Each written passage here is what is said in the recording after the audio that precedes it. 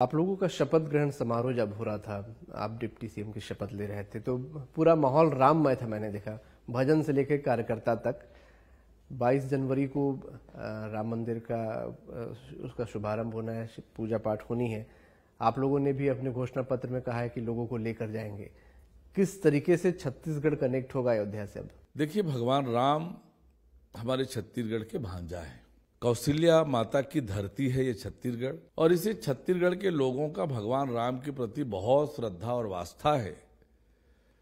उसकी खूब जोर शोर से तैयारी चल रही है। 22 जनवरी को प्राण प्रतिष्ठा समारोह अयोध्या में होना है। उसकी व्यापक तैयारी पूरे छत्तीसगढ़ में चल रही है। लोग इसकी तैयारी में जुटे हुए हैं। तो निश्चित रूप से भगवान राम से साथ हमारा गहरा जुड़ाव है, गहरा नाता है, श्रद्धा है, और हम सबके लिए गौरव की बात है कि अयोध्या में भगवान राम का भव्य और दिव्य राम मंदिर का निर्माण हो रहा है। दुनिया उसे देखने आएगी, दर्शन करने आएगी, भगवान राम से आशीर्वाद लेने आएंगे। तो ये हम सबके लिए गौरव का विषय है। एक सवाल था जो सबके जहन में आता था कि भूपेश बघेल चंदखुरी कौशल्या माता के मंदिर की बात करते थे, राम वन गमन की बात करते थे, और ये चर्चा थी कि बीजेपी के हिंदुत्व का जवाब भूपेश बघेल के पास है। पर जब रिजल्ट आया तो लोगों ने आपके हिंदुत्व पे ज्यादा भरोसा किया। देखिए, कांग्रेस पार्टी वही पार्टी है जिसने भगवान राम के अस्तित्व को नकारा। कांग्रेस पार्टी वही पार्टी है जिसने राम मंदिर के निर्माण में रोड़े अटकाए। तो वोट की राजनीति के लिए ये दिखावा जनता भाती नहीं है। राम सबके हैं, सभी को भगवान राम के प्रति आस्था होनी चाहिए, आस्था रखने का अधिकार भी है।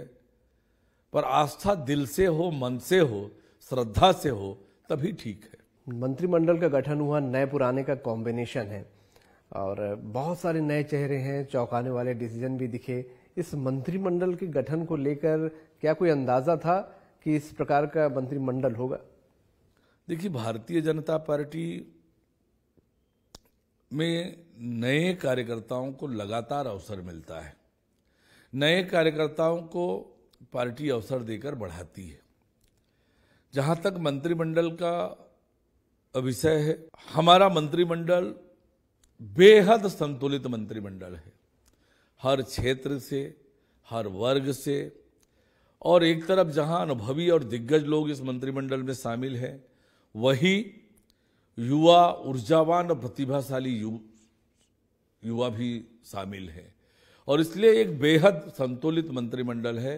एक टीम के रूप में काम करेंगे, छत्तीसगढ़ की जनता की इच्छा और आकांक्षाओं को पूरा करेंगे, मोदी की गारंटी जन जन तक पहुंचाने का काम करेंगे। एक खुशहाल छत्तीसगढ़, एक समृद्ध छत्तीसगढ़, एक विकसित छत्तीसगढ़ का निर्माण करेंगे। संगठन में लगातार आप बिजी रहते थे। जब आपको अध्यक्ष बनाया गया तो बिल्कुल सर पे चुनाव था। निश्चित रूप से समय नहीं दे पाते होंगे, न अपने आप को न परिवार को। पार्टी के लिए पूरी तरह समर्पित थे। अब डिप्टी सीएम आप बन गए हैं, क्या अब लग रहा है कि कुछ समय मिल पाएगा या अपने लिए कुछ समय निकाल पाएंगे? ये सही है कि प्रदेश अध्यक्ष की जब जिम्मेदारी मिली, मेरे सामने बड़ी चुनौती थी। 14 घंटे 16 घंटे रोज काम करना, मेहनत करना, ये लगातार किया। कार्यकर्ताओं से मिलना, जनता के बीच जाना, बैठकें करना, सभा करना, रैली करना, यात्रा करना, आंदोलन करना, ये सब लगातार किया। और अब उप मुख्यमंत्री की भी जवाबदारी बड़ी जवाबदारी होती है, और इस बीच कोशिश होगी कि अपने लिए थोड़ा समय निकालूं, परिवार के लिए भी समय निकालूं, और प्रदेश की जनता का जो सेवा करने का अवसर पार्टी ने मुझे दिया है, और निश्चित रूप से छत्तीसगढ़ की जनता की पूरी ईमानदारी और मेहनत से सेवा करूंगा। लोरमी की जनता ने भी मुझ पर बड़ा भरोसा किया, एक छोटे कार्यकर्ता के ऊपर। लगभग 46,000 रिकॉर्ड वोटों से मुझे जिताया लोरमी में।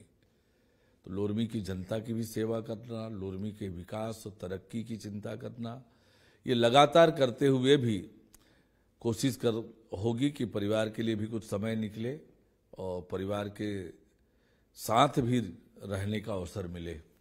प्रदेश अध्यक्ष के तौर पे टारगेट था पार्टी को जीत दिलाना, सरकार बनाना। अब क्या टारगेट उप मुख्यमंत्री के तौर पे?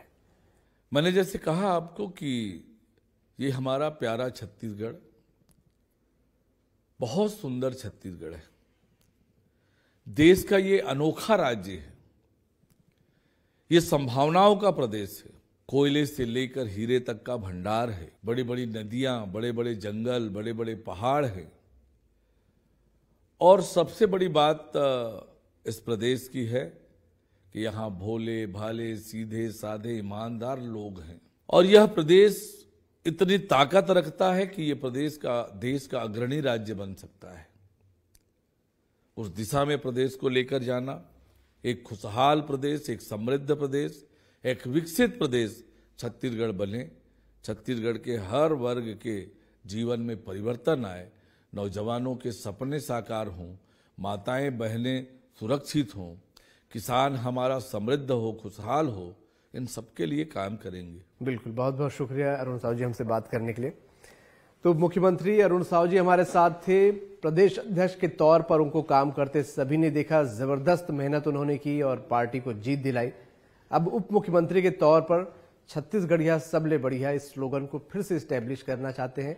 एक विकसित छत्तीसगढ़ बनाने का उनका सपना है। बहुत सारी शुभकामनाएं सर आपको। धन्यवाद, धन्यवाद, बहुत धन्यवाद। खास मुलाकात में इतना ही। नमस्कार।